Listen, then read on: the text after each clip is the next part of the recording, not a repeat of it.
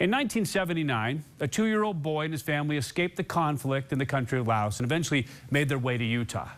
Today, that boy is a man and a Roy City police officer. In fact, he's a DARE officer. He's also a detective and a court bailiff. And he's this week's Behind the Badge Police Profile. What's going on, everybody?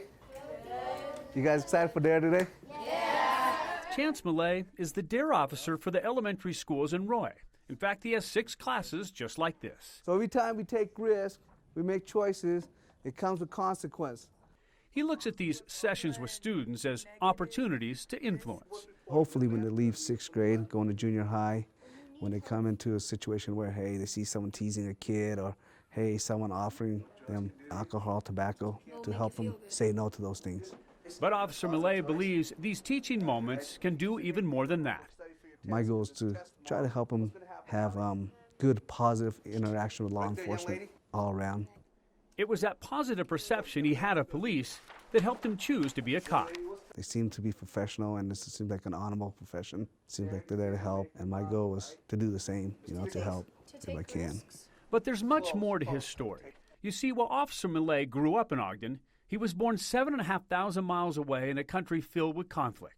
His family escaped Laos when he was just 2. That's what my dad did, to provide a better life for his children.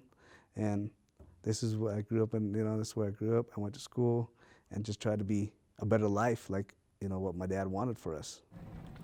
As an officer, he says he's seen a lot of crime and disturbing situations. But he says the incident he thinks of the most in his career is a life-saving story. And this truck just made the turn, and all of a sudden I saw the biker fell over.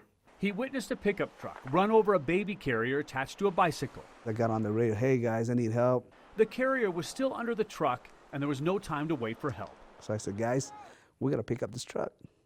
So me and a couple citizens out there lift up the back end of the truck. Officer Malay says he was expecting the worst. I was able to reach in the carriage. It was flat. But then he says he witnessed what a fellow officer would later call a miracle. The baby did not have a scratch on his head. A few years later, it would be Officer Malay who would need a miracle when he went into cardiac arrest at his home. My wife says she heard me call her name, and she heard a thump.